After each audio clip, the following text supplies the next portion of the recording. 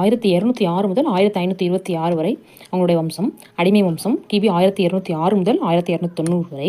அடுத்தது கில்ஜி வம்சம் 1290லேருந்து 1320 வரை. துக்ளக் வம்சம் 1320லேருந்து 1414 வரை.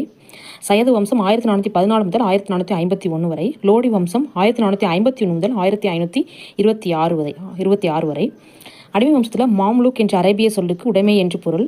பண்டகன் பாரசீக சொல். குத்புதீன் ஐபக் குத்பி மரபு 1206லேருந்து 1210 வரைக்கும் இருந்தார். அதுக்கப்புறம் இல்துமிஷ் முதலாவது இல்பாரி மரபு 1210லேருந்து 1266 வரைக்கும் இருந்தார்.